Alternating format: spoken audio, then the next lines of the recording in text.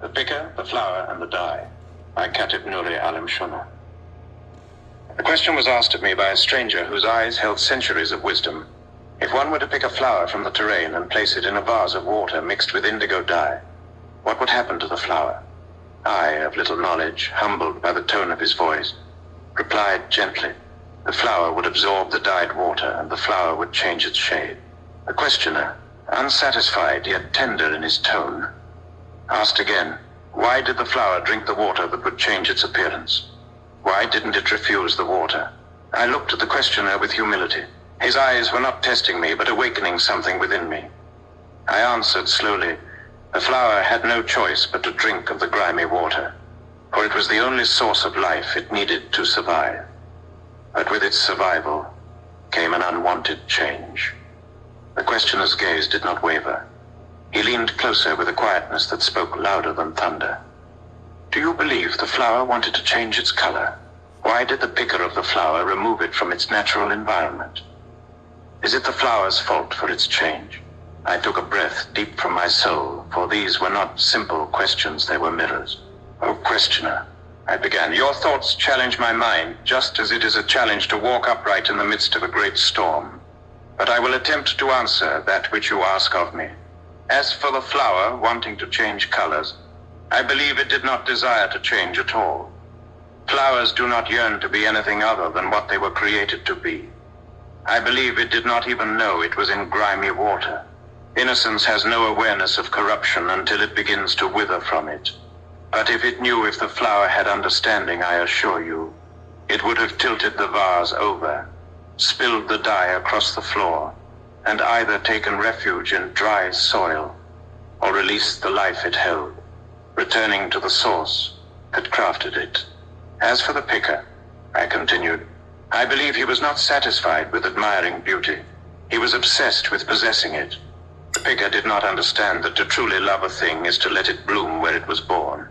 But he wanted to trap that beauty behind glass and porcelain. He wanted to manipulate it. He wished to see if the flower's beauty could be altered, recolored, reshaped to please his own fancy. But the flower, I said softly, is not to blame. It is not guilty for the environment it was placed in. How can the innocent be judged for what they absorb in captivity? The blame lies with the picker, who saw beauty as a trophy rather than a truth. The questioner looked at me, smiled, and walked away without another word, leaving me with the echo of my own thoughts. His silence spoke volumes. It was not approval nor dismissal. It was an invitation to go deeper still. Later, I sat alone and wondered, am I the flower? Have I been uprooted from the sacred soil of my Creator's intention and placed in murky waters not of my choosing? Have I, too, changed my colors, altered not because I wished to, but because I had to survive? Or perhaps I have been the picker. Perhaps in my own search for beauty, understanding, or comfort, I have grasped too tightly at things never meant to be held. I have tried to keep people, moments, and memories in vases, not realizing that their brilliance only truly exists in freedom. The world is filled with flowers dyed in waters they never asked for.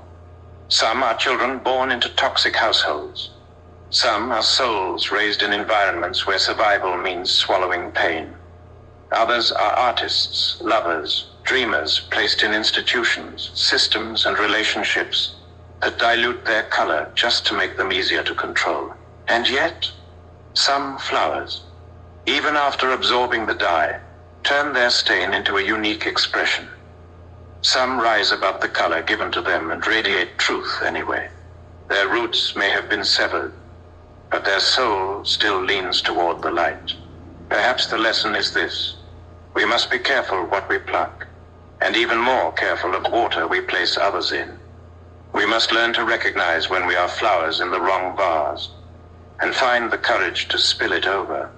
And when we are the picker, we must resist the urge to cage what was never ours to control. I still don't know who the questioner was. He vanished as quietly as he appeared, like a breeze that stirs the leaves and then disappears into silence. But his question remains, looming in my mind. And now I pass it to you, dear reader.